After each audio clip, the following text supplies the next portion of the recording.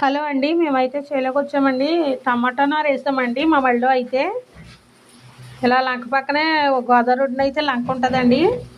ఆ లంకలో అయితే ఇలాగ టమాటా నారు వేసామండి. దాంట్లో అయితే ఈ చెంచల కూర మొలిచిందండి. చాలామందికి తెలీదు, చాలామందికి తెలుసు అండి.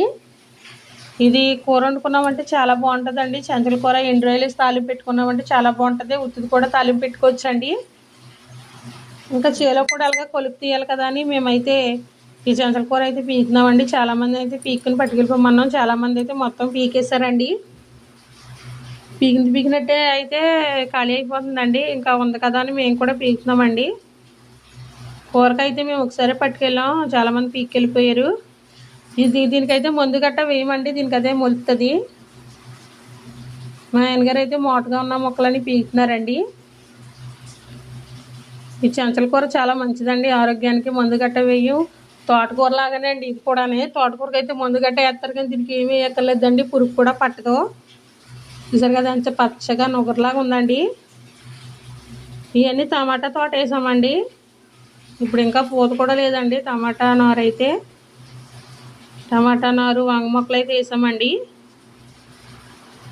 చూసారు కదా చాలా బాగుంటుందండి చెంచల కూర. తెలిసిన వాళ్ళు ఎవరైనా ఉంటే కామెంట్ చేయండి. ఇలాగే ఇది దొడ్డు అంతా కూడా అదే ఉందండి. పక్కన దొడ్లో అయితే అట్టి మొక్కలు గట్ట వేసామండి. దీంట్లో అయితే ఇవే వేసామండి. ఇదైతే చాలామంది కొలుపులాగా పీకి పాడేస్తూ ఉంటారు కానీ చాలా మంచిదండి. ఎక్కడైనా కనిపెడితే కనుక వండుకుని తినండి, చాలా బాగుంటుందండి. ఇదిగోండి ఇవన్నీ వారాలు అయితే బెండ మొక్కలు పెట్టానండి. ఇదిగో వారం అయితే వంగ మొక్కలు గట్ట పెట్టుకున్నామండి. ఇదిగోండి టమాటా మొక్కలు అయితే పచ్చగా వర్షాలు వస్తున్నాయి కదండి, బాగానే తయారైనవి. వంగ మొక్కలు కూడా బాగానే ఉన్నాయండి. చూసారు కదండి, ఇక కొలుపు అంతా తీయించేయాలండి. ఆకులు ఎలాగ కూరకు పట్టుకెళ్తున్నారు కదా అని ఉంచేసామండి. ఇలా అక్కడక్కడైతే బంతి మొక్కలు కూడా వేసానండి. ఇలా కొన్ని చోట్ల అయితే బంతి మొక్కలు వేసాము. మొత్తం కూడా ఇదంతా ఇలా మేమైతే సాళ్ళు అంటామండి. సాళ్ళు లాగా మేము పెడతామండి.